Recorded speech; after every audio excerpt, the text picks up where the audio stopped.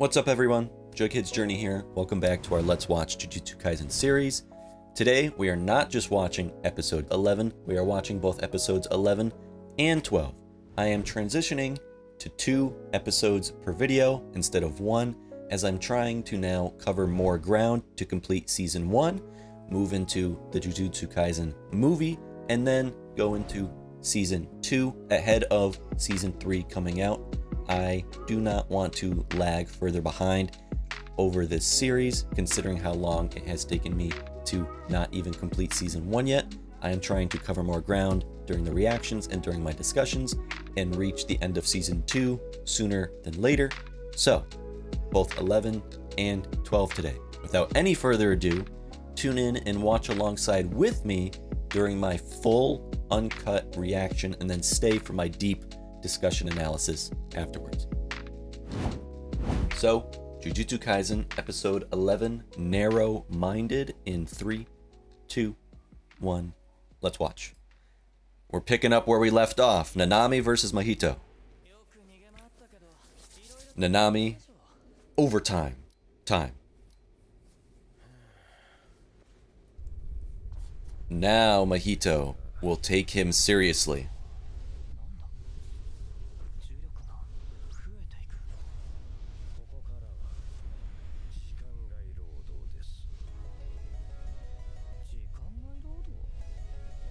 Is Nanami gonna go on the offensive now? A time-based vow? Now he's excited. Ooh, and he's explaining his abilities, so it's gonna multiply even more. That's another vow. Openly explaining his abilities. I love that piece of storytelling. I love making this stereotype in anime of pausing and explaining your abilities and turning it into a vow that actually amplifies your power. Hell yeah, revealing his technique. Those two combined, now he's like, okay, I'm gonna take you seriously. 2 ways of exercising the curse. That's not gonna happen. Him running out of cursed energy? Yeah, not realistically possible. With his ratio technique, collapse. Holy shit. Traveling along the walls, completely blowing up the wall. That's different than the regular ratio technique I saw.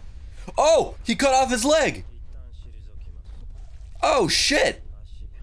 That came out of nowhere. No anticipation, no build-up. I like that. Oh! And the wall crushed him. We know that's not going to do anything, but it might keep him trapped for a while, maybe, since he only has one leg to walk on. I want to see this too. I want to see this relationship develop. A sense of companionship. They'll talk about movies together. They'll talk about life. He'll walk him home. Yeah, don't try no, subversions, interrogations. Try to weasel some answers out of him. Just be straightforward and honest. Just two guys talk. Become someone he cares about.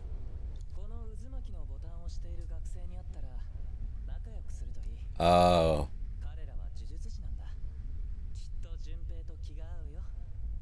You should be friendly with them.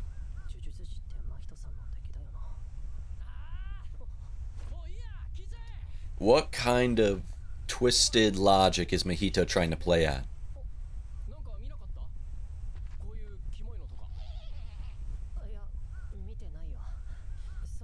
Is it because sorcerers naturally bring danger with them? Or because they want to establish a connection link with Yuji? Because we know they're after Yuji. Geto said that, I think. I get them mixed up. But if they can use Junpei as a connection link to Yuji,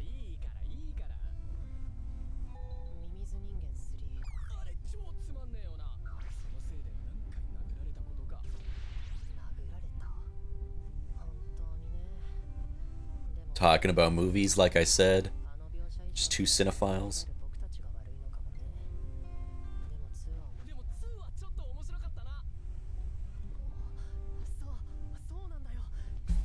I like this. I like this. I like this. There you are. There you are. See, he likes what he's seeing. Establishing a connection link.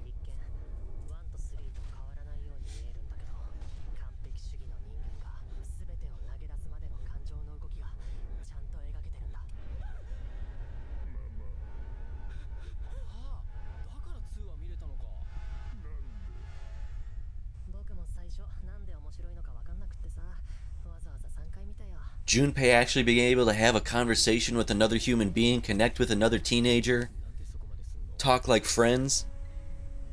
I like to see that. Even though I know this is going to end tragically.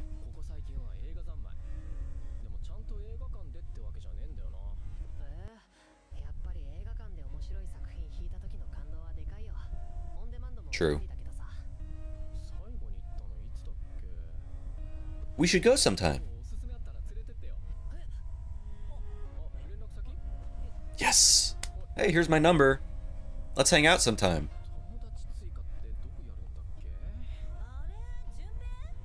Oh, is that his mom? Hey, Mom! What's up? She's gotta love seeing him with a friend. Come over for dinner.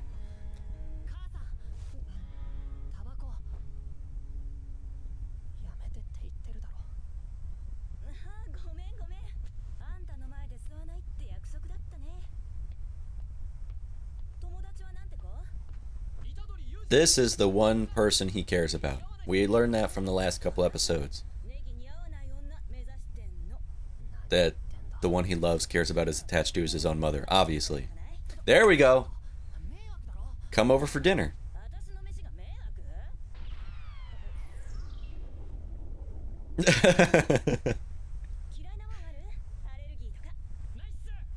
No, that man's a bottomless pit.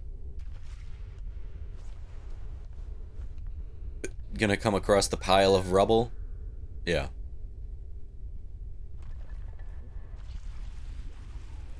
Ew!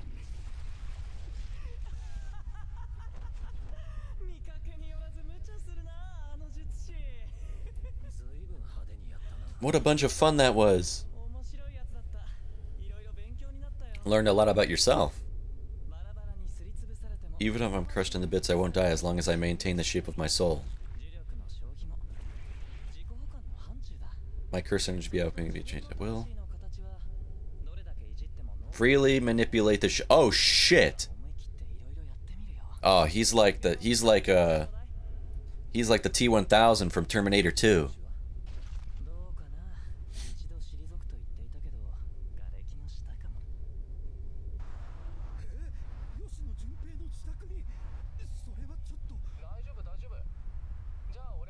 Yeah, pick me up after dinner.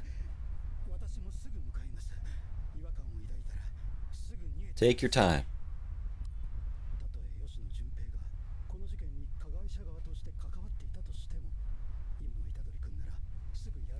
I don't think he would harm Yuji either.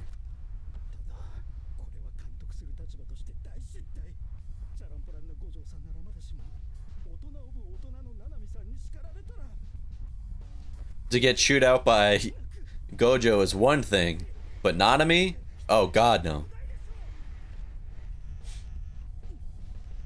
Oh god.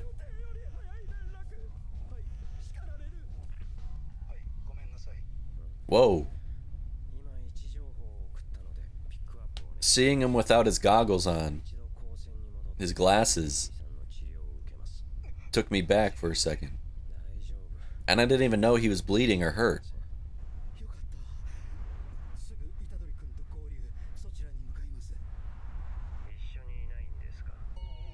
Ooh.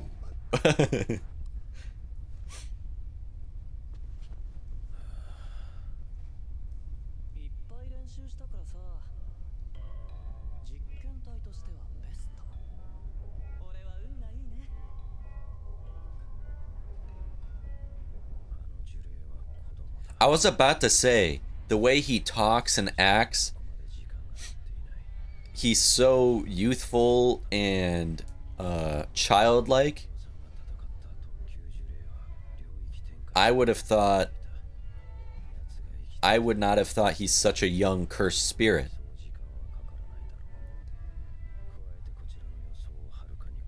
Well, someone like a Jogo, Master Domain Expansion, that's an old cursed spirit. But Mahito has the potential to become even more powerful, and at such a young age.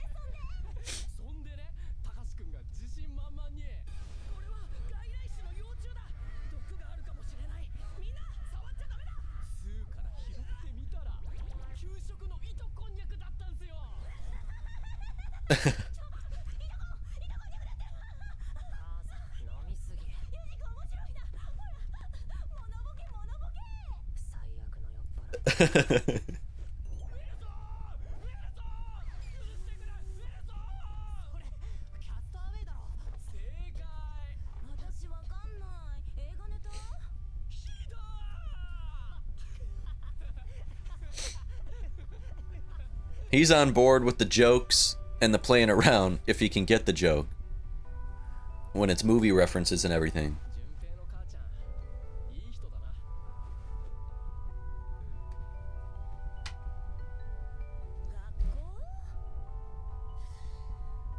Is he going to school?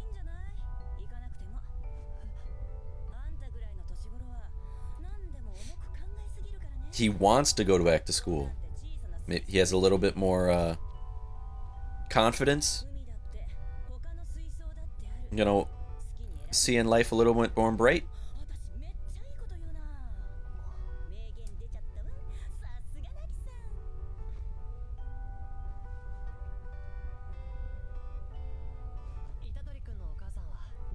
Oh, that was a flashback.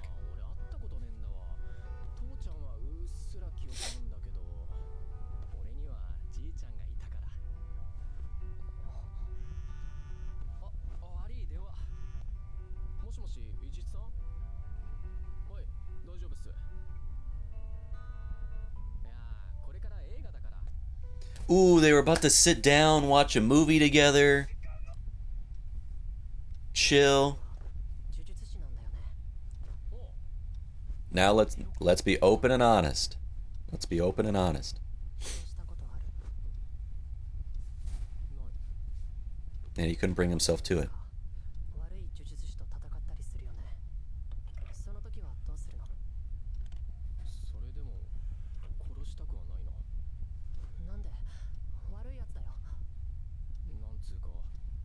I think if I killed someone, the option of killing would forever be open to me.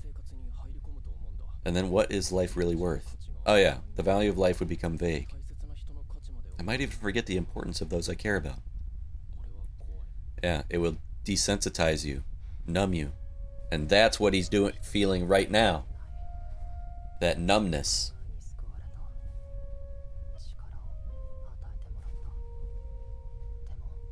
What gave him strength?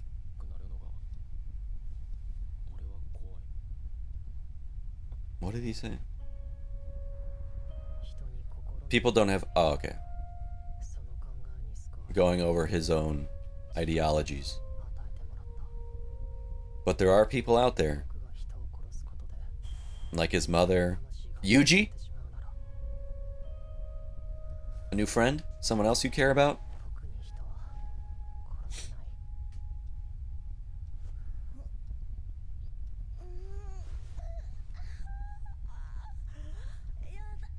I don't like this. Why are we focusing on the mom right now? What is this? What the fuck is that? What the fuck? Oh my god, it's a Sukuna finger. What the fuck? No! She's about to fucking die. Right when we were making some progress and some growth. God damn it.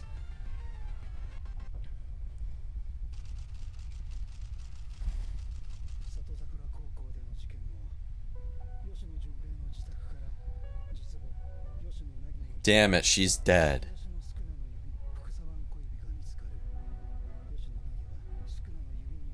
Why was there a finger there? Did Mahito or Geto do that?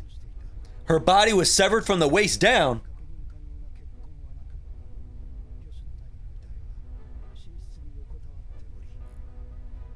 Great. What the hell?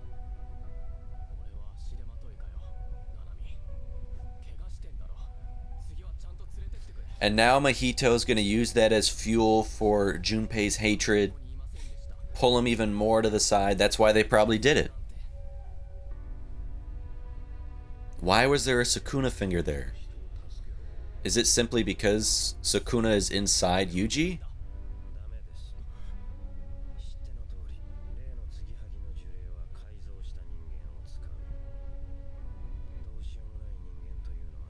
Some people really are beyond saving. If you continue this line of work, there will come a time when you're forced to kill someone. And he just talked about how he doesn't want to do that. When you're forced to kill someone. Being a child is never a sin.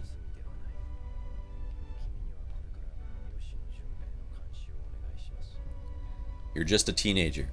That's not on you yet. You shouldn't have to do that.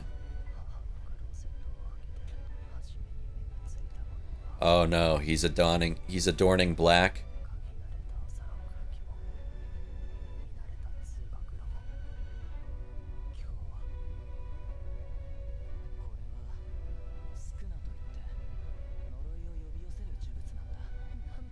Oh god. It was because of Yuji.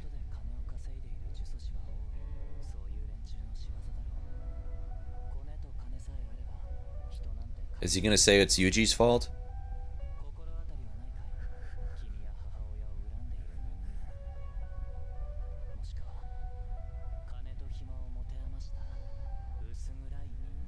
What?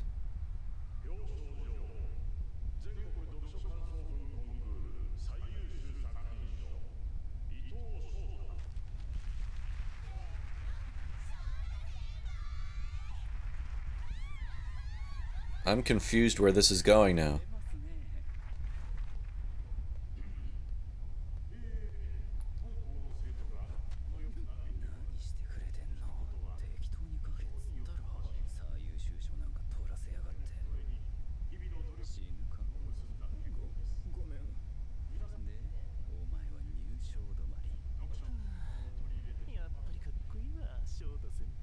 What the hell is that in the background? What the hell is that? What is this?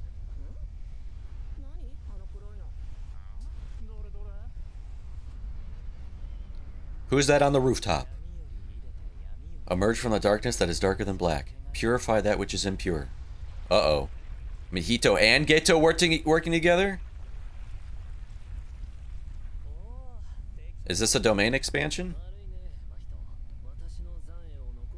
Or what is this? No, it's not, right? I'm still learning what everything is. No one can get inside, but when you're inside, you can leave.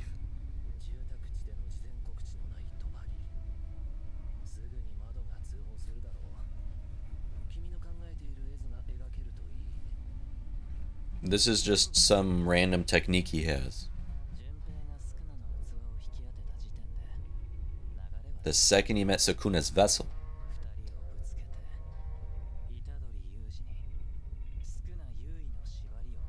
Force a vow where Sukuna has control.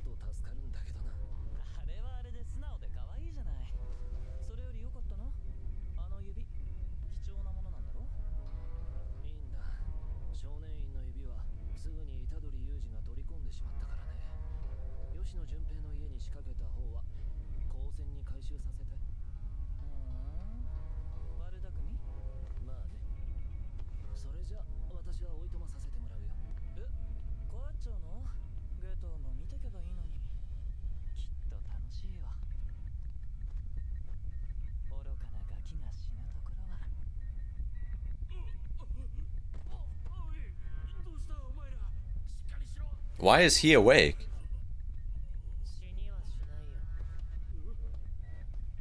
Oh, God.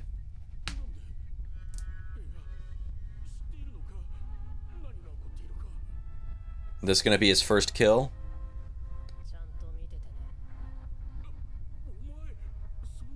What the hell is that? Are those burnt cigarettes put out on him?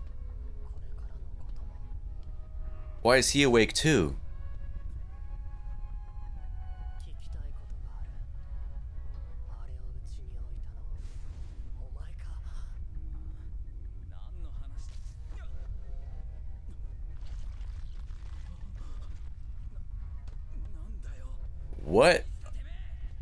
What can he do? What is that?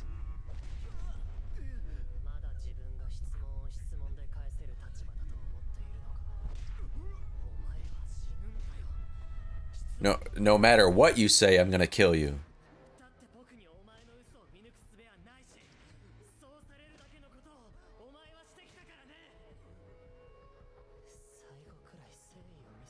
Holy shit, he's kind of strong now.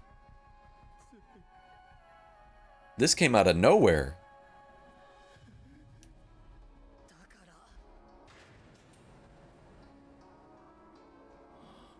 And this is them being pitted up against each other.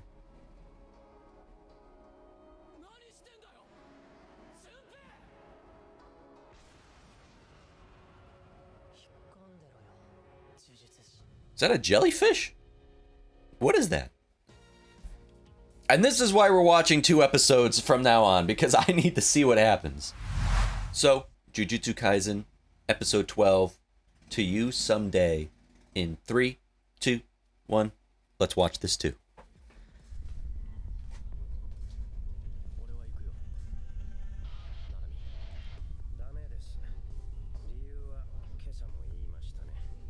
So Yuji did not listen to him. If a veil has been cast, there's a strong possibility that he is alive and at the high school. So a veil is just a veil.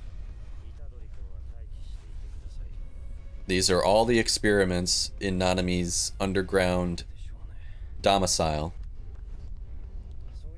And he's smart enough to know Yuji will not be listening to him.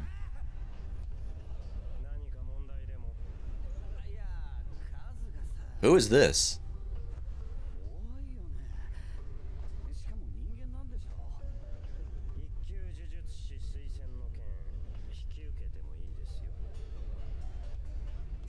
So he's strong enough to be considered a first grade.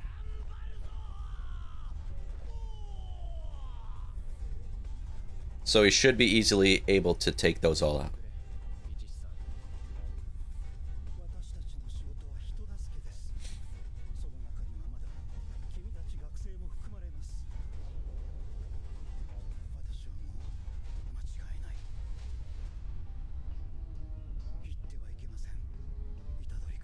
I want to see Ijichi's abilities.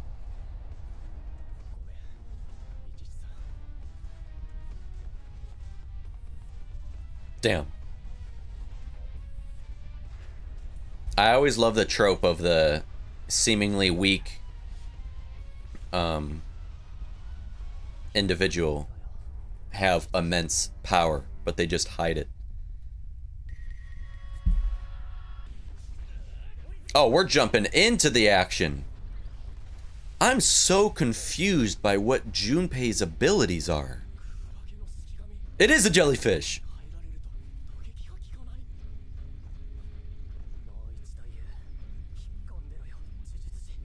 So is he like a Megumi where he can summon, conjure, his technique is creatures?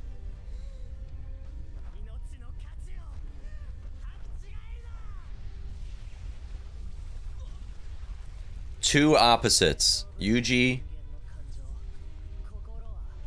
would be don't underestimate the value of life. He's like don't overestimate the value of life. I want to read that quote. People act like their hearts and emotions are everything, but it's all just the metabolism of the soul.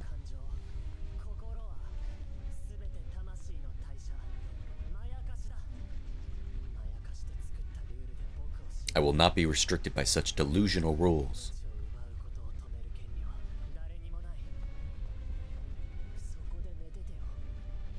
So he switched. Now he will kill people he hates.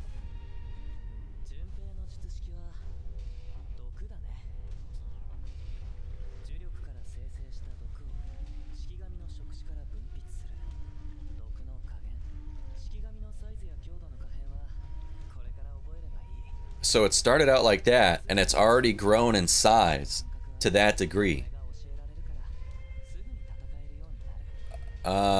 What would usually take years, he's gonna help him out in a matter of hours, days, weeks, whatever.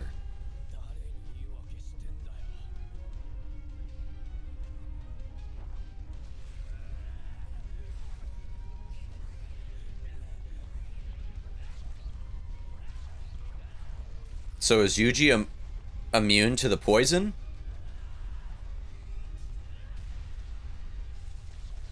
There's something about seeing a jellyfish just get punched in the face. Because Sukuna's inside him?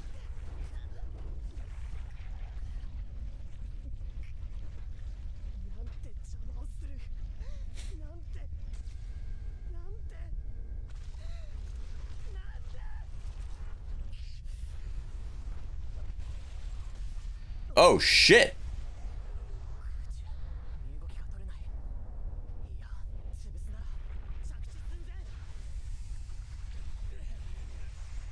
Oh! Ooh, and we're seeing his abilities too. In his fists. Training under Gojo. Go straight for the sorcerer. I love, like, the influence of Hunter x Hunter right here, where you have Cursed Beast versus Nen Beast in Hunter x Hunter, and then you have Yuji, who is literally just like Gon.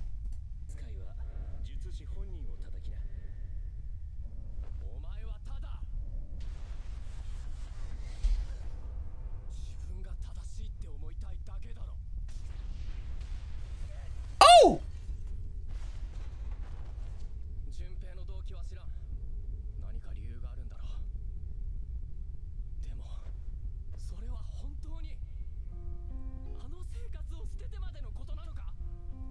I guess if he finds out that his mother died and there was a Sukuna finger there.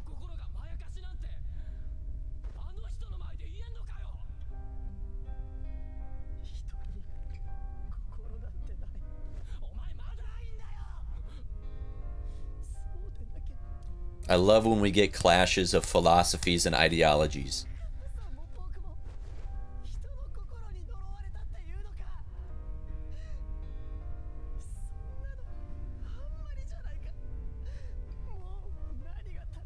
Because it also makes for excellent discussion conversation at the end of this reaction. Give me something to work with for my discussions.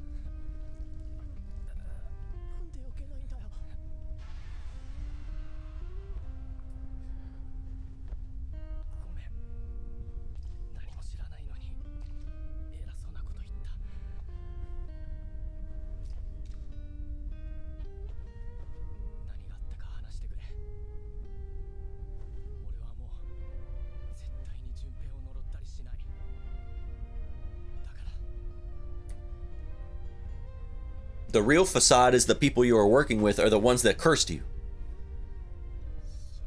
Mahito and Geto did that.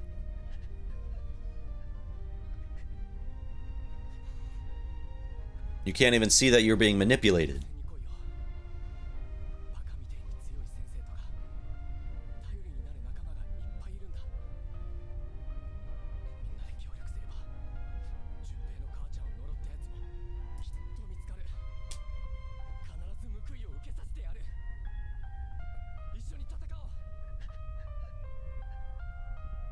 Now he's stuck between a rock and a hard place. Oh god. Oh, isn't it gonna force Sukuna to come out?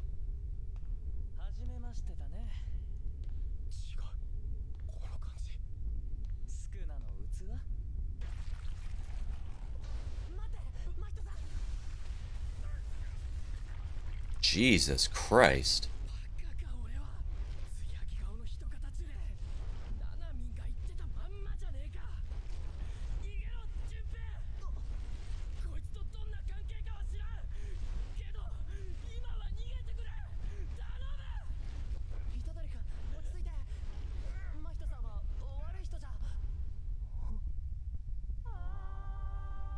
What does he just realize?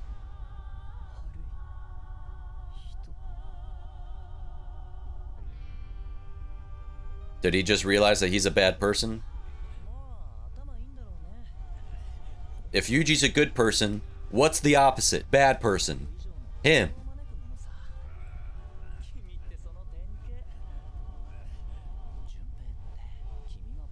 You're not much smarter than the people you call stupid yourself.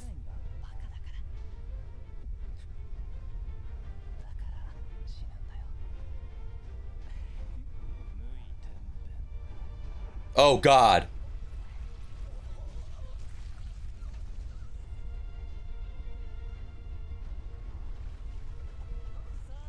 What the fuck?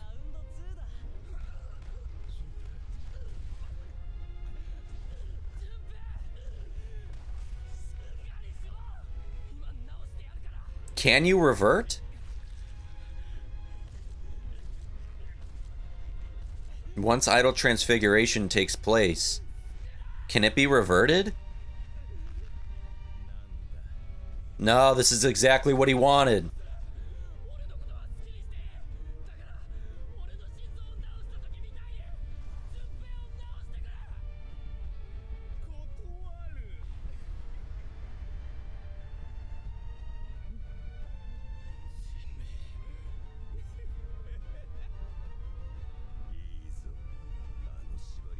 He has totally forgotten about the binding vow. I love this animation. You gave up everything to beg me for help.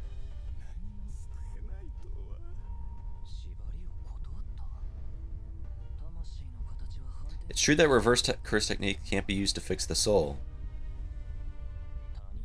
Maybe he can't heal others?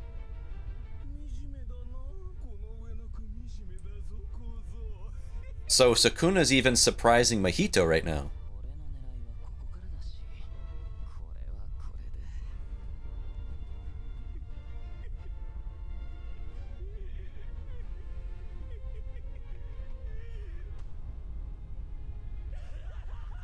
Oh, Jesus. Jesus Christ. Oh, is he gonna remember? Oh. These guys are and always will be curses.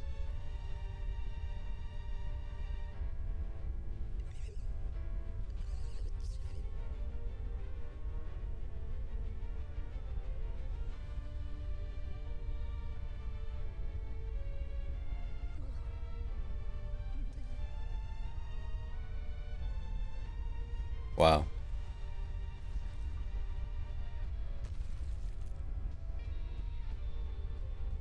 The potential, what could have been. What could have been. If he could have saved him.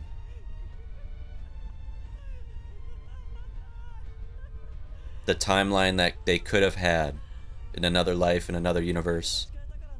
At Jujutsu Tech. No. Nobara. Megumi, Yuji, Junpei.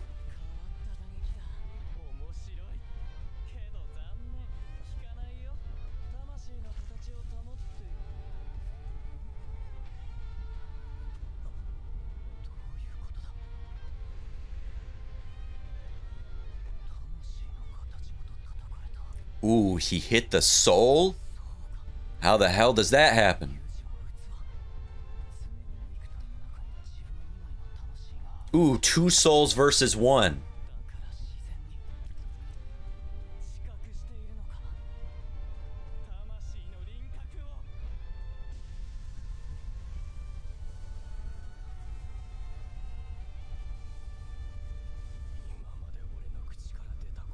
My next words came from so deep inside of me that it made everything I've ever said feel like a complete lie.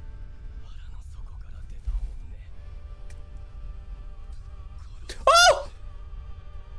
I'm gonna kill you. Words I would have never expected Yuji to say.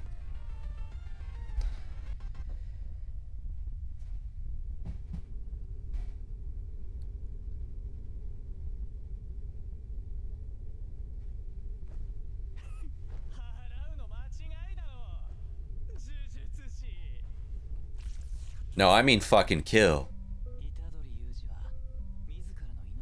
Yuji has no regard for his own life. That's why Geto advised against using a hostage or binding vow. But what if he encounters someone he desperately wants to kill but is unable to? Will he turn to Sukuna?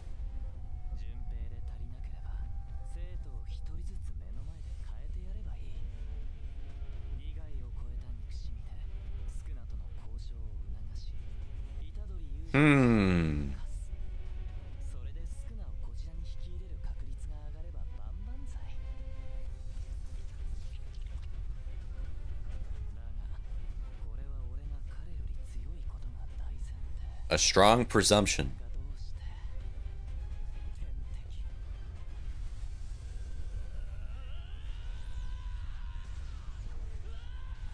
Holy, I'm loving this animation. Holy crap. Look at that. Look at the look on Mahito's face. I saw a hint of fear there. Even though I see him smiling now. I think I saw a hint of fear there.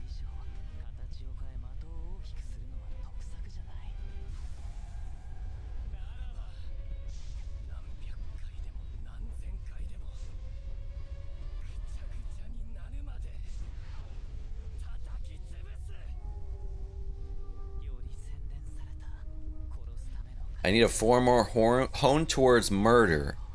A form inspired to kill. What is that? Oh, Jesus Christ!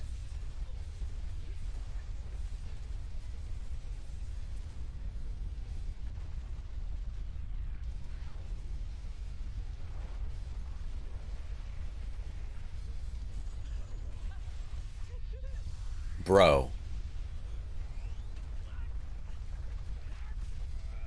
He's like fucking Metamorpho.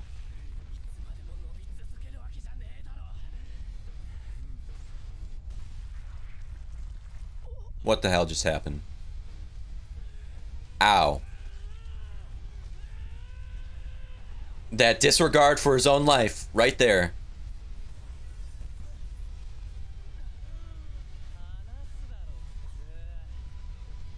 Yuji is not most people. Overextending myself makes me lose control and weakens me. So who is he having more fun with? He having more fun with Yuji, or he having more fun with Nanami?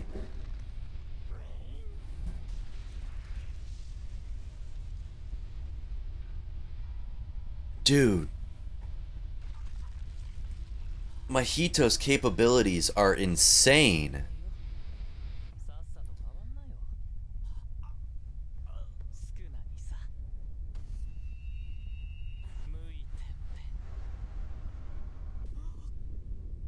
What the hell just happened? Did it backfire? You dare attempt... He would touch both of their souls. Since we both shared... Oh, I will allow this just once. There won't be a second chance. Don't fuck with me. I'm king. You're fucking nobody.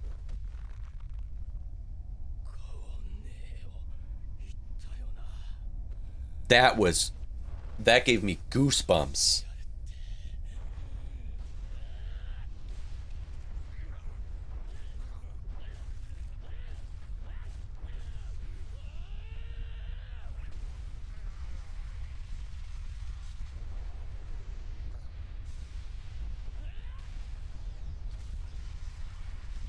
And he's touching his soul, right? He's hitting his soul.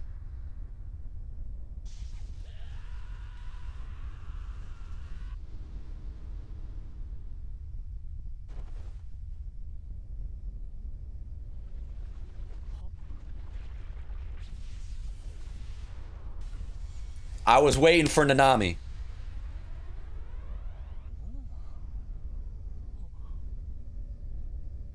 I was waiting for someone to come.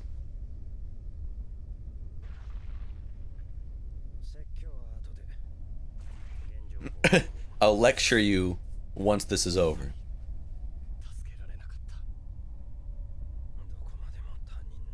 Always putting others before himself. Yeah, how are we gonna fix that? You have holes all over your body. Yeah, what do you mean just some holes in you?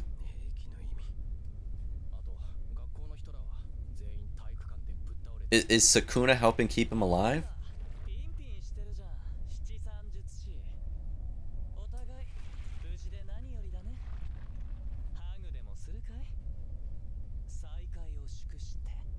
Wipe that blood off your nose.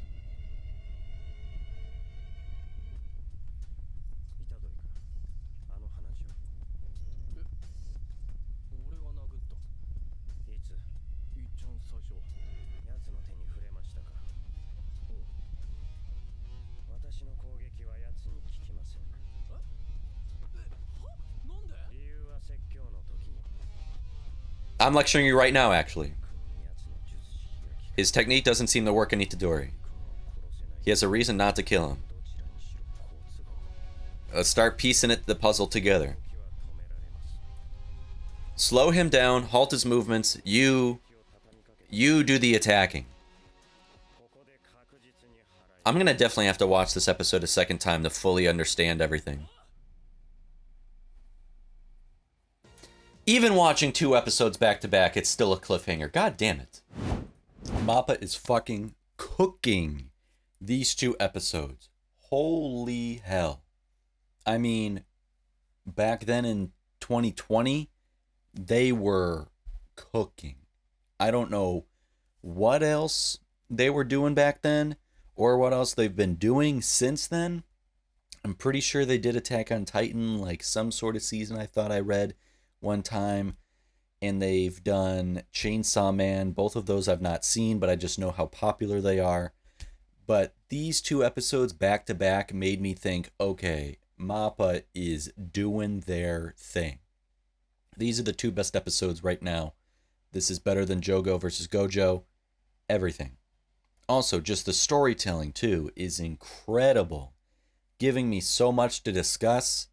Love that. The Junpei arc is so brutal. We have been in 2 different tonal worlds, like 2 worlds in 2 different tones, 2 moral philosophies, even 2 styles of sorcery plot-wise. We have had Nanami with his austere, strict, rules-bound pragmatism, and we've had Mahito's gleeful, childlike, body-hacking nihilism.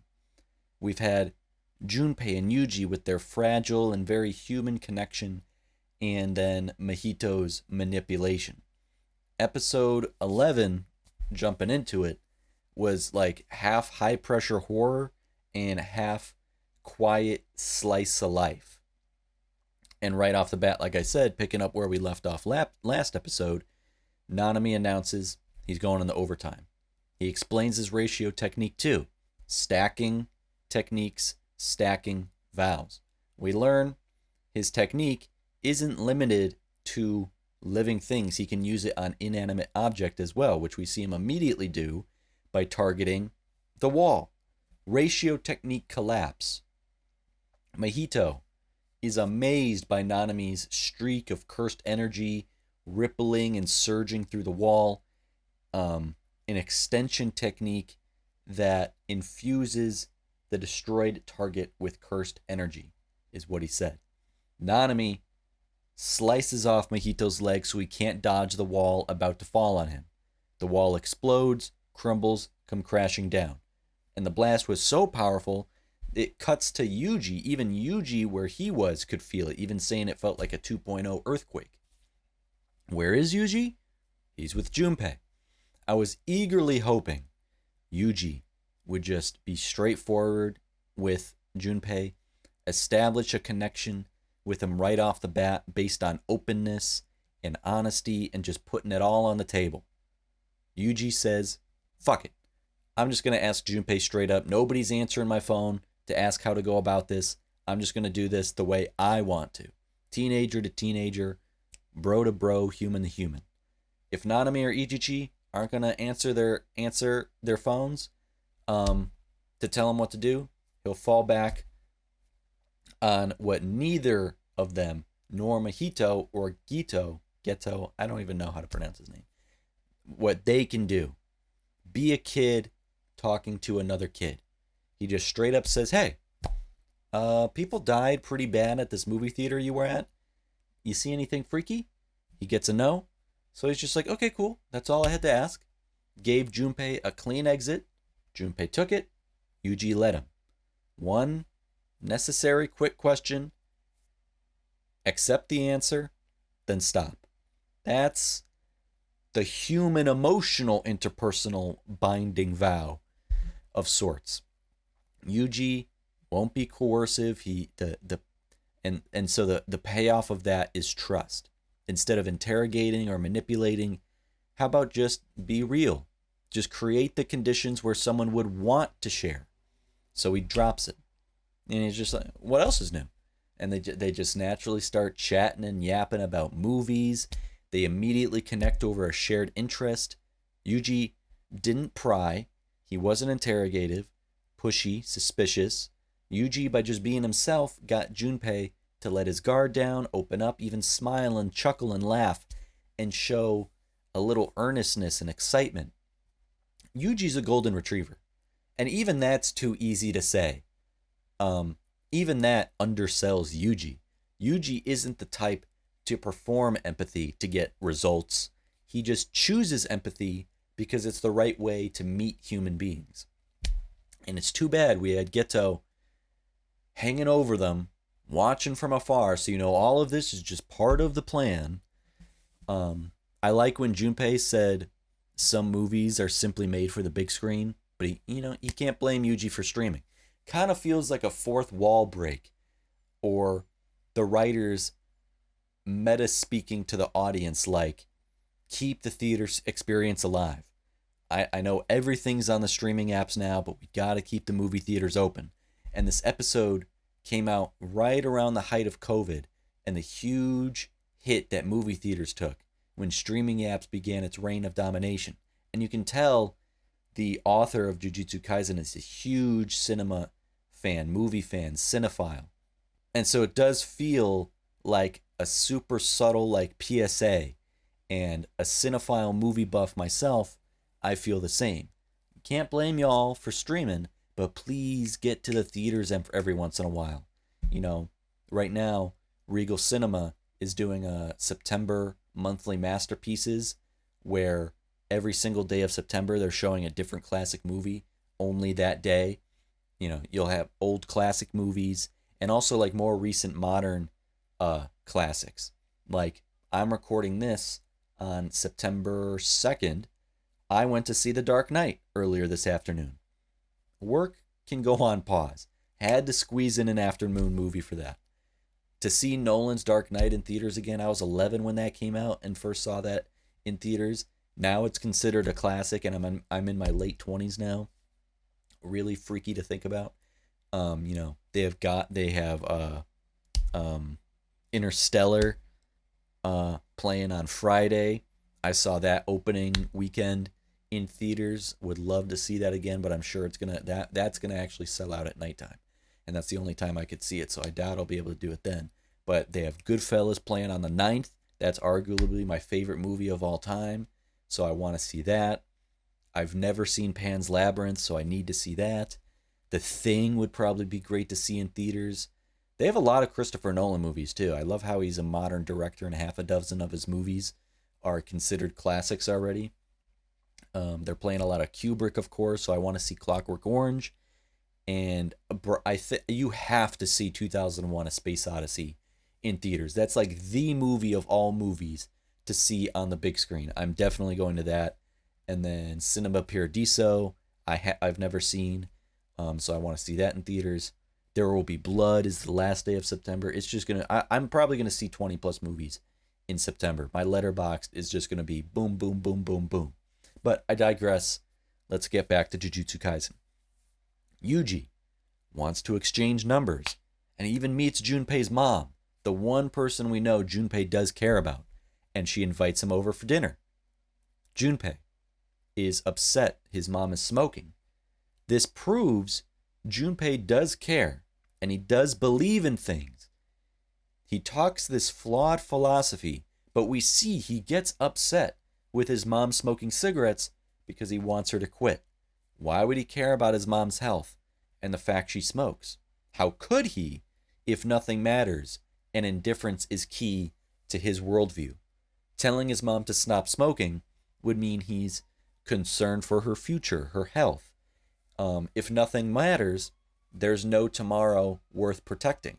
He clearly cares about one and wants to protect that tomorrow. I didn't really understand it when Yuji told Junpei's mom that line of the spring onions don't suit you, and she said something like, I'm aiming to be a lady who doesn't go with spring onions. Is that supposed to be understood as just Yuji teasing her that she doesn't give off the energy or the vibe or stereotype of mom going grocery shopping? Because you look at her and it's stylish, sassy, cigarette smoking mom with an attitude. She's too cool for that domestic housewife mom stuff, and that's how I pretty much took it. But I don't know if I'm actually missing some sort of Japanese cultural inside joke. I like how at dinner Junpei isn't amused at all while Yuji is entertaining his mom, making jokes. Junpei either doesn't understand or it's just a sense of humor he doesn't mesh with. But as soon as Yuji makes a movie reference to Castaway, his mood entirely changes. He's laughing out of his chair and everything. While the mom, she doesn't get the reference. Junpei's a media kid, not really a socialite, not really a social kid. Joking about funny school memories, not really relatable to Junpei. Small talk and stuff, not really up his alley. Movie reference though, now you're speaking his language. And while his mom doesn't get the joke, she's smiling over her son's laughter and her son's smiling and her son having a friend. I also love how the pop culture references, they don't stop coming. Again, like I said, you can tell the author is a huge media nerd. We keep getting great references, and I love that they're not all Japanese or Asian or anime related. Japanese people watch American shows and Hollywood movies too, and it really makes the world feel real and very lived in by doing that. And then moving on, between Nanami pointing it out and listening to how Mahito talked to Geto after coming out of the rubble, fascinated by his own abilities and seemingly discovering for the first time his capabilities, and the way he talks with such a childlike, youthful tone of voice. It took Nanami pointing it out for me to confirm what I was trying to hone in on in my head, why Mahito feels so odd and out of place. Mahito is just a child, an incredibly young cursed spirit. Jogo, on the other hand, a cursed spirit born from humanity's fear, particularly Japanese people's collective fear over volcanoes and other natural disasters. And just think about Japan, how natural disasters loom over society and are such a big part of their culture and their history. You have Mount Fuji towering over mainland Japan, and they have a harsh history of earthquakes and tsunamis. But Jogo is old, right? A very old cursed spirit, since that fear has been inside the Japanese people for hundreds or thousands of years. Same with the other, I guess I just have to call them other natural disaster spirits. Wouldn't they all be super old? But I guess that perhaps in young in terms of when they took a humanoid form, whenever they did manifest. I don't know, because if they were really old, wouldn't they be registered by the sorcerers already? They can speak. Nanami's pointed that out. Jogo mastered a domain expansion. I assume that takes a lot of time. And that's why Nanami is afraid, because if these talking cursed spirits who have mastered their abilities, their terse techniques, are collaborating together, or they know each other, it's only a matter of time before Mahito masters his own innate domain expansion, curse techniques. And by then, it might be too late. Mahito is very young, but already very strong. They can't allow him to develop further. And I'm just trying to understand and remember how the concept can be old while the manifestation can be new or young or whatever. Like, a collective fear can sit and fester and lay in culture for a long, long time, centuries, but maybe not manifest for a long time. Or it can take hundreds of years to maybe hit some sort of threshold and actually coalesce into a special grade cursed spirit. Like it finally goes supernova, collapses in on itself, and actually becomes a manifestation. So the hatred between people is obviously a super old thing, but it manifesting into Mahito can still make him very young if it took a long time for that manifestation to happen. I don't know if this is the same for the rest of the, again, I'm going to call them natural disaster spirits, or curses. If they're all old as ideas, but new as cursed spirits, which is why they aren't registered or known about. But again, Jogo, for example, had mastered his domain expansion. But I get, because there hasn't been a previous encounter until now, you only know what you've fought. Like in The Witcher, you come across some weird ass monster you've never seen before, having no idea what bombs or oils or potions or sign casting it's weak to. It's only after you encounter it and you perhaps get your ass kicked does it get added to your bestiary and you learn about it for the future. In the flashback, was his mom referring to college or high school? She told him he doesn't have to go to school if he doesn't want to. People Junpei's age take things so seriously. School is just one small aquarium in the sea that is the world, and compared to the span of your life, when there will be countless other aquariums to inhabit. It sounds like she's talking about going to college or something, but it makes more sense, I guess, if she's talking about high school, since that's where he's currently getting bullied and where he currently despises going. And he's like 17, right? He's like Yuji's age, and it would make sense, I guess, for high school, because isn't high school optional after like 15? So her talking about, oh, you don't have to go to school, he could technically do that. High school is another one of those small fish tanks he doesn't have to be in if he doesn't want to. Again, because he's 17, so he could stop going to high school entirely. And it's just interesting to think about. Kind of the same thing here in the U.S. Every state is different. But if Junpei were here in Illinois, where I am, he could drop out of high school since the mandatory minimum here is 17. So Junpei, essentially this flashback is showing Junpei thinking about how his mom just wants the best for him. And then Junpei asks Yuji what his mom is like. And Yuji doesn't know, because he never really met her, and he only has the faintest memories of even his father. So both parents, he never knew his parents. The only one he ever had was his grandpa, and he's gone too. And this makes Yuji even more relatable.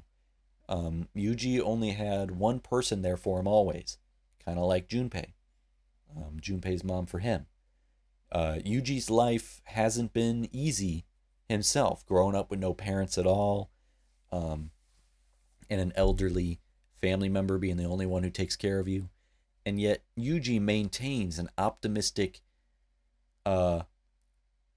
attitude about life. He looks at what Junpei has with his mom and sees it as something precious, not something he's even the littlest bit envious of, just happy for him.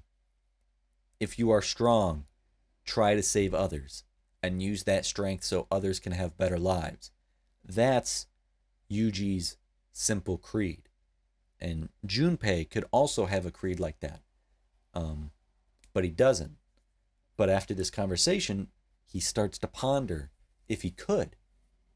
And just like how Yuji straight up asked Junpei if he saw anything at the theater, Junpei straight up asks Yuji if he's a sorcerer. And Yuji gives him a straight up answer. I'm loving the honesty. Yes, I am. Junpei asks if Yuji has killed someone. And Yuji hasn't. Junpei says, it's only a matter of time until Yuji one day runs into bad sorcerers, and then he'll have to kill him. And Yuji disagrees. He still wouldn't want to kill anyone.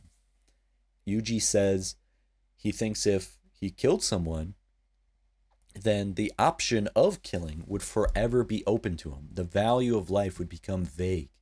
He might forget the importance of those he cares about. If I kill once, the option will be forever open. The value of life will blur. The people I love might fade out of importance. And that scares Yuji. The first transgression to anything always lowers the barrier to the second one, and then the third, and so on, until you're no longer yourself, until you're so far past. What was once unthinkable became thinkable, even practical. Keep that door closed. This presents an intellectual, philosophical, moral dilemma in Junpei's head. People don't have hearts was the idea he had in his head to justify his worldview. It saved him, gave him strength, maybe even peace. If no one has a heart, cruelty can't surprise you, and indifference can be your shield. But he begins to think if killing someone would taint his soul, then he couldn't kill. If killing damages the killer's soul, then that means souls have properties worth protecting. There is value in the soul if you don't want your soul tainted. And so the self is not empty. If my heart can be tainted and I don't like that thought, well then I care about what I become. If I care about what I become, then, I can't just shrug off killing. And I can't just be a nihilist. And if my heart is real, then it must be possible others' hearts are real. And so the whole thing just starts to collapse. The grip his philosophy has on him kind of loosens because of a person he respects and likes. Junpei has met plenty of bullies, plenty of people full of contempt and toxicity. He has never met someone like Yuji before. And that's what sparks a potential change. And then disaster strikes. My first thought was, how did the Sukuna finger end up in Junpei's house? I thought at first, when it was happening, I was like, I thought Yuji was going to get framed for her murder or something. Mahito, comforting Junpei, said there are many curse users out there who make a living by cursing people. And I thought the scheme was that Mahito was going to blame Yuji, that Yuji is that evil sorcerer he refers to, and Yuji put the finger in the house. And I'm glad that's not the case, because that's a really easy, predictable route. Like, I'm literally presenting it to you right now. And instead, the relationships here are much more complicated to where I can't predict what happens, and I like that. And it's just, and then we learn about how the mom dies, and I'm wondering how is Junpei's mom's body moved to the bed, and why were there ice packs and stuff?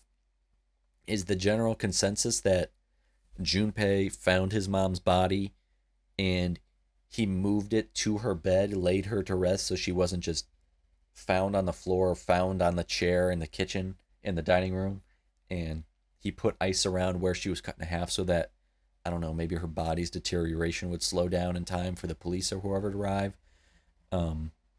Or then I'm thinking, like, did Mahito help? I think Junpei moved his mom's body. I think that's what's supposed to be presented or assumed. But the ice packs around her because like he didn't know what else to do. He's like freaking out. I don't know. Or again, Tina like put her body together and just put the ice packs around to, try and slow it down, try to help any way he can. Laid her to rest, and then he ran away from home.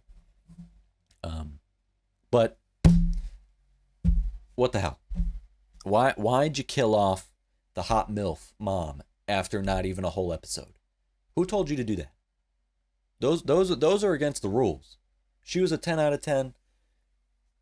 Now she's a 5.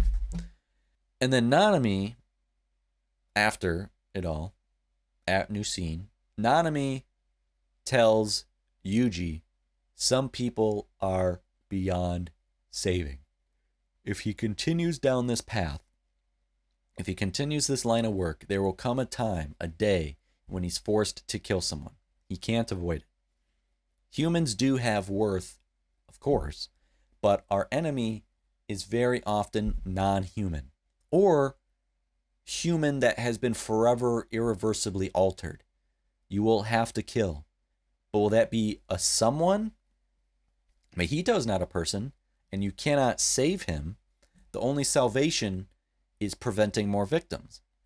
His idle transfiguration turns people into literally like living sculptures of torture and pain. And so the merciful act, the saving act, is to end their suffering. Sometimes a grim kind of saving is indeed killing. Nanami wants Yuji to understand this job will force that kind of decision on him. Indecision, that might get someone more hurt than the wrong decision. So Yuji needs to be decisive and steadfast. That's what Nanami is getting at. You're going to have to get your hands dirty. And sometimes you're going to have to do what you hate in order to prevent even worse harms. And, that's how you clean your hands rather than living with the stains.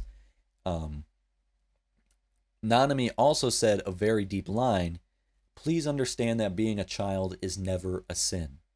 I rewatched this scene multiple times to catch that Nanami used the word tsumi, T-S-U-M-I, which can mean sin, but it can also mean guilt or fault. So being a child is never your fault. Yuji is just a teenager being thrown into an adult's war, and Nanami is telling him, don't carry the same guilt, don't carry the same weight, don't carry don't carry the same shame of existing in this fight and not being able to do more. You're just a kid, and that's not a sin. That's not your fault. That's not a guilt you should have. You're gonna fail. You're going to make mistakes, and it will all be tragic. But youth is not failure. When the job gets ugly, don't curdle or seep into dark thoughts. And also, Yuji doesn't want to kill, and he's just a kid. And if just being a kid isn't his fault, if it isn't a sin, then any world that requires kids to kill has sinned against them. It is the world's fault.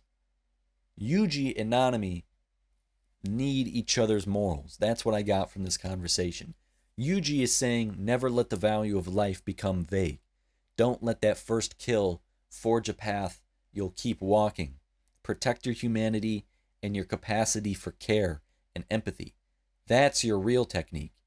Nanami is saying to accept that some fights only end when the threat is removed. You can make the minimal violent choice, but it is still violent, and it has to guarantee the end of harm. You're just a kid. You'll be a man soon. If this is the path you want to go down, then learn to carry the guilt like an adult so other children don't have to. So the entire plan, what I gathered through the episode, once the scene changes again, was for Junpei to meet Sukuna's vessel. The plan is to cause the two of them to clash, where Yuji is forced into, like a predicament that gives Sukuna dominance, not a binding vow, because unless that's what Mahito and Geto want to do because they don't know that they are already one. I don't know. I don't know if I'm wrong about the vow part. I know they want to radicalize Junpei and they want to break Yuji. They want to break him, like force him into an unwinnable situation, dilemma, and draw Sukuna to the surface. But I don't know if they're thinking to draw Sukuna to the surface would require a vow or not. Because, at least in my head, to bring him to the surface, wouldn't that be a vow? You know, that would be I don't know. If Yuji allows him to take over. They planted the finger. I don't even know how they had a finger in the first place, but they planted the finger so they could radicalize Junpei overnight, point him at Yuji, or point him at the school and draw Yuji to him, and put Yuji in an emotional, moral chokehold. Probe the vessel, probe the barrier between the two. And upon second watch, I just remember upon second watch, my jaw dropped when I saw the burnt cigarettes on Junpei's forehead, because it was only the second time around I could put the pieces together. First of all, and most simply, that's why he has his hair like that over his face to hide the scars. Junpei's burnt cigarette scars on his forehead. Then it got me thinking. That makes me wonder if that's part of why he hates the fact that his mom smokes. If seeing cigarettes or even just smelling smoke, cigarette smoke, gives him like PTSD or makes him anxious or makes him think of what the bullies did to him. His bullies smoke cigarettes and put cigarettes out on his skin. So seeing his mom smoking cigarettes maybe makes him think of his bullies. He might judge her for it that way possibly too. You know, I'm just being honest. And in media, typically the smoking parents aren't portrayed as, you know, being all that great. So I don't know how she's supposed to be seen here. She specifically said she wouldn't smoke in his presence. Not that she'd quit smoking, but she cares about her son and his feelings and being better. I don't think it takes away from the more straightforward interpretation I said earlier. I think it can be both. You know, he loved his mother.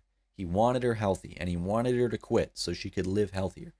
And then something violent and tragic happened to her that took her away from him that neither of them could control. So I think it's both. Junpei enters the school.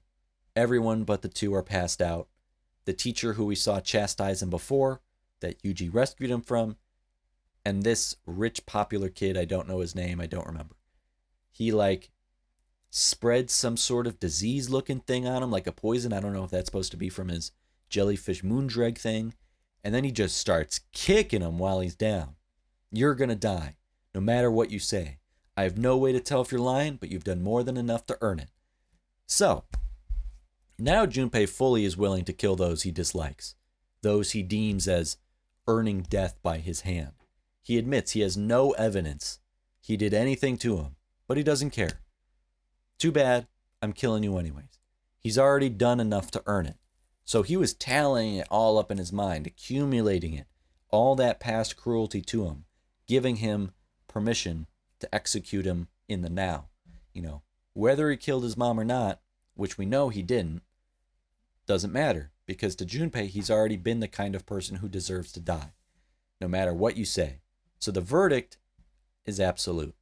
He's doing some bookkeeping. That's it. If he earned it, then does he think the act of killing him won't stain his soul then? Or does it not matter anymore? Or is he continuing to lie to himself to believe it? That's what's scary about power. When evidence is lacking, or when evidence runs counter to our emotions, we can be seduced by our emotions because of the clarity of our anger. In Junpei's case, Junpei becomes the exact thing Yuji fears becoming, someone for whom killing is an open option, ready to be used whenever. And that conversation between the two of them ends up like a prophecy. And what a cliffhanger they left on for episode 11. I was already starting. Like I said during my intro, I'm already starting 2 episodes a video regardless. But even if I wasn't, I was making the executive decision here to watch episode 12 immediately, because I was not going to let you or me, well, not you, because you've seen it already. It's been 5 years. But for me, I'm not, resting on that cliffhanger. Episode 12 is just a tragedy, man. A promise that almost became real. Junpei continues spitting his own philosophy at Yuji. What's the point of blindly saving everyone? Don't overestimate the value of life. People act like their hearts and emotions are everything, but it's all just the metabolism of the soul. It's a facade. I will not be restricted by such delusional rules. Those who deserve to die should not be spared. Talking like Mahito gave him the damn script to read off of. You got the Mahito teleprompter. Souls are malleable. Hearts are illusions. Power is the only honest thing. That word blindly. He makes care sound naive and oh so loosely selective. Blindly saving everyone. Saving everyone is blind. Saving no one is sighted, I guess. That's the real vision. Don't overestimate the value of life. And so now it's a principle thing, huh? Life's value is overestimated. He's talking like an expert, like he knows everything, like he's all wise to everything. Believing killing is actually reasonable now. Metabolism of the soul. Literally like reading a page out of like Mahito's experiment lab journal. Metabolism. Just chemistry. Just a process. Just a chemical reaction. Just inputs and outputs. People reduced to systems and processes like computers. So values can be discarded as being illusions. We're just totally anti-idealist. And then we see Junpei's technique. Is there symbolism behind Junpei's curse being like a poison jellyfish? His technique summons this giant moondrag translucent blue jellyfish. Moondrag. Stagnant moon, essentially. Kind of a sick name. Stagnant moon. That's what I call it, because that's what dreg means. Jellyfish in Japanese literally translates to sea moon. So jellyfish already means moon. Moondrag is like Junpei's melancholic personal variant. Jellyfish are passive creatures by nature in the ocean, just carried by the currents. Stinging cells do the defense and do the latching on to larger food, or filtering as they follow the current. Jellyfish have no hearts, no brain, or central nervous system at all, in fact. So that line from Junpei about people not having hearts gets a whole other element to it, because his cursed beast embodies that claim literally, biologically. It has no heart. And what did his mother mention in that conversation that she, gave herself a pat on the back for? Her whole aquariums analogy.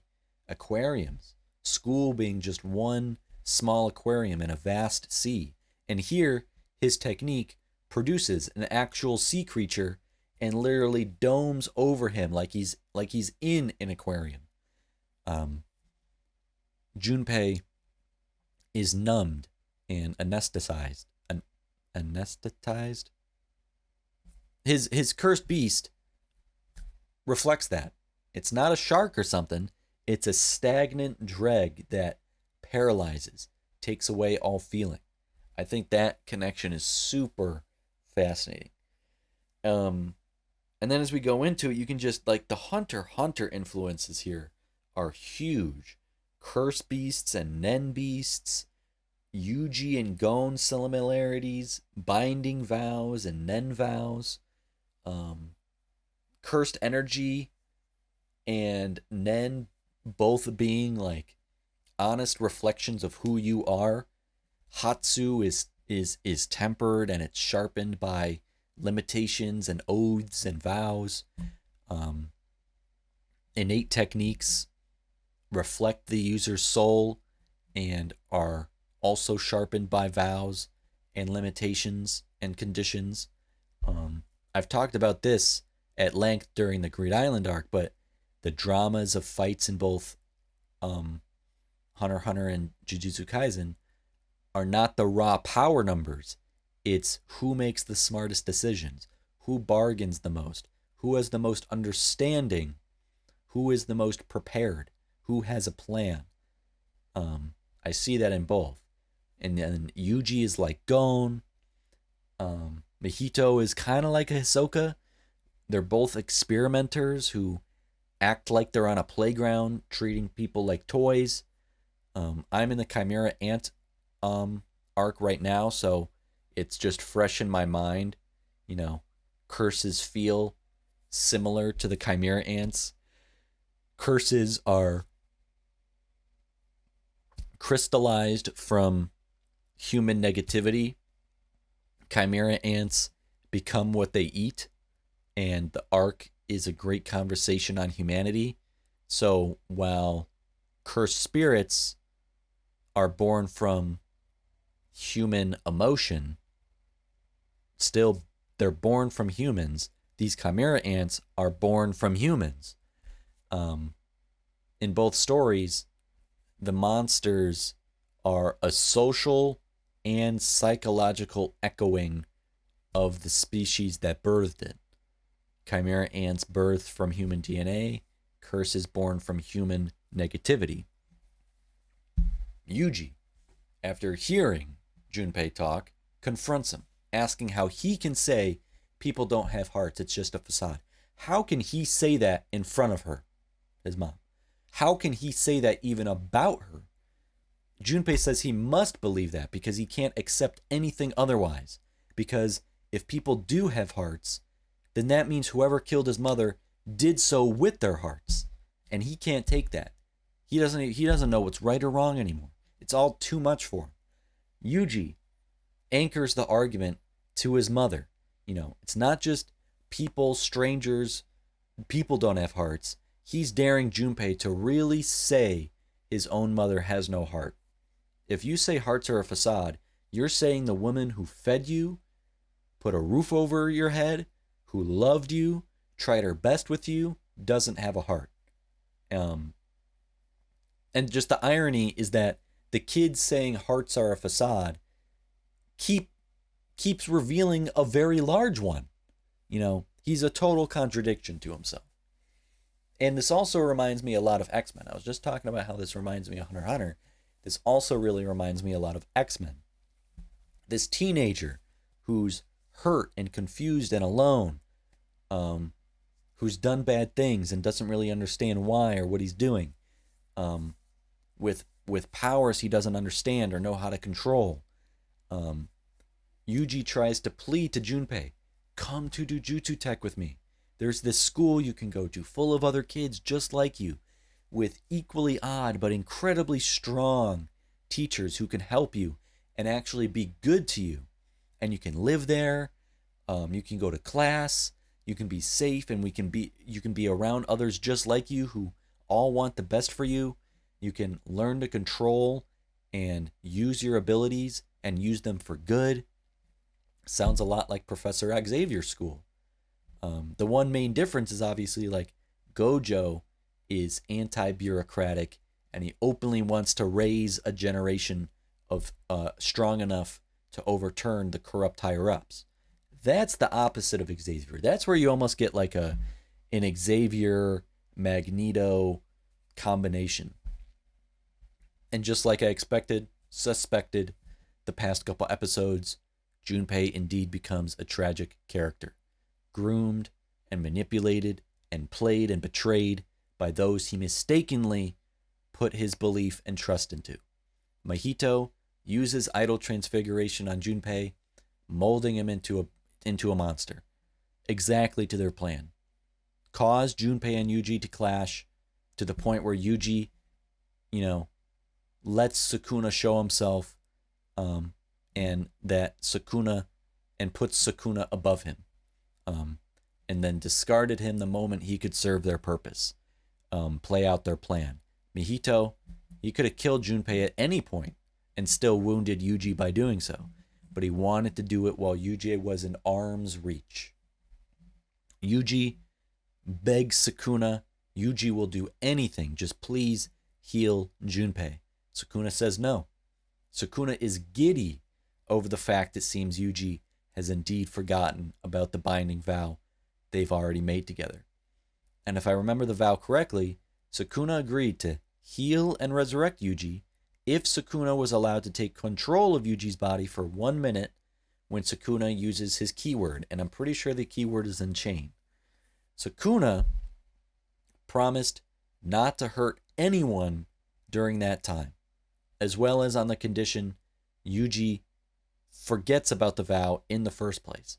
So Yuji here, it seems, has forgotten about the binding vow. Sukuna was only obligated to heal and resurrect Yuji. Doesn't obligate him to do anything more beyond that, let alone for other people. Sukuna is not a resource for Yuji. He will not bend, especially to like something as little to him as human grief. Mahito is surprised Sukuna rejected the binding vow, or rejected Yuji's offer. Nobody besides Sukuna knows they already have a binding vow set together. Yuji doesn't remember, so he couldn't tell Gojo or Nanami or Mahito or anyone. And I assume because they already have a binding vow, you either can't accept another one, or there's no reason for Sukuna to accept another one. Sukuna is not like a Kurama. He doesn't give a fuck.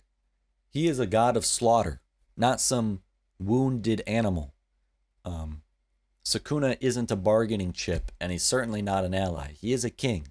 He is his own sovereign, who will only act or engage if it suits him. And here, it does not. He doesn't give a shit about human grief, that this kid died. He already has a vow, and he's happy with it. And so, Junpei dies. The fantasy and I'm sure a lot of people out there had been nursing in our heads for a couple episodes now is shattered. The thoughts of what could have been run through Yuji's mind. They run across the screen. Everyone smiling, getting along at Jujutsu Tech together, the friend group, but that's not reality. That image of Junpei laughing in uniform with his friends, surrounded by Megumi and Yuji and Obara, that hit hard for me. You know, you get one clean frame of that potential life and it's torn away. Another one that Yuji could not save. And also the worst part of Junpei's death is that it just happens. He yells that Mahito isn't a bad person. As soon as those words leave his lips, he realizes Mahito is neither good nor a person. And he realizes, I got tricked. It wasn't dramatic. It wasn't redemptive or honorable, or it wasn't even given that much time. You know, Junpei realized he got tricked. His eyes widened in horror. He snapped back to reality, and his heart sank. And it's not even 10 seconds that he gets transformed by Mahito. Then he dies. Junpei dies, which destroys Yuji. And Junpei didn't even die a good death either. You know, destroying Yuji even more, because we know that's the thing Yuji wishes for himself and wishes for others. A good death. And he does not get it. Yuji punches Mahito right in the face. His nose bleeds, and it bleeds red. And I just noticed upon second watch, I just noticed when he got his leg cut off by Nanami, and when he got punched in the face by Yuji, his blood is red. But he's not human, so why is his blood red? We don't see other cursed spirits with red blood. Why does he? If other cursed spirits don't have red blood, why does he? Is it because he's a cursed form from human hatred? Human to human hatred and fear? So does that make him somewhat more human, and therefore he bleeds red?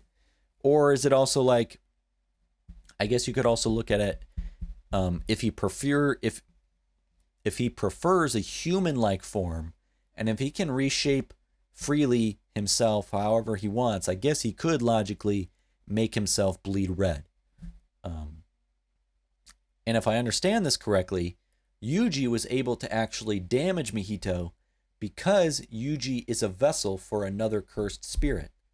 He technically has two souls inside of him, one of them also being the king of curses, so he's actually able to perceive souls. He can actually see them and visualize them and target them. He can perceive and grasp and see Mahito's soul and, attack beyond the vessel, beyond the physical.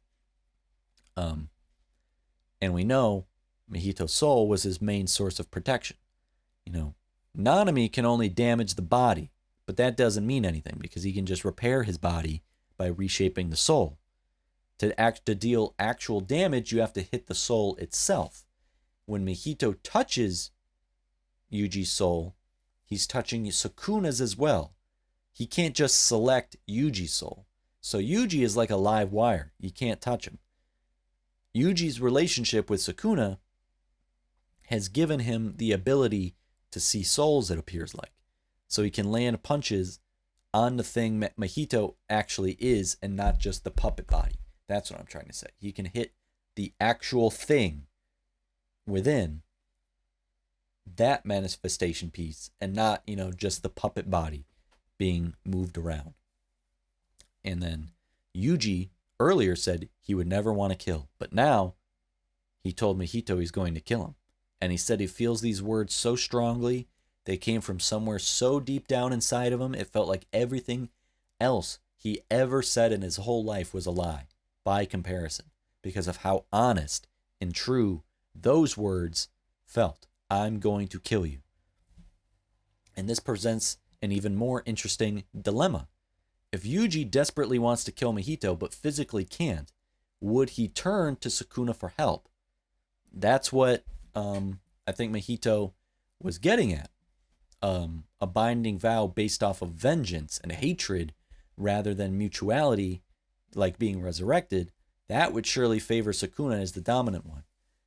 Then Mahito could win over Sukuna.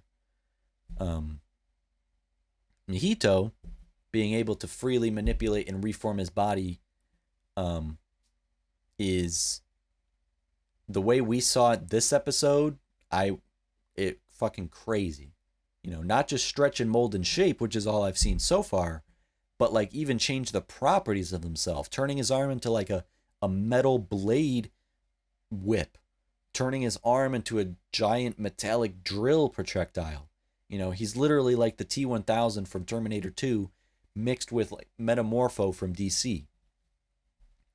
When Mahito tries Idle Transfiguration on Yuji, it fails. And instead, Mahito is dragged into Sukuna's innate domain for a face-to-face chat. Mahito dared touch his soul. Sukuna tells Mahito he will allow this mistake from Mahito just once, but there won't be a second chance. Sukuna is a predator with his own appetite.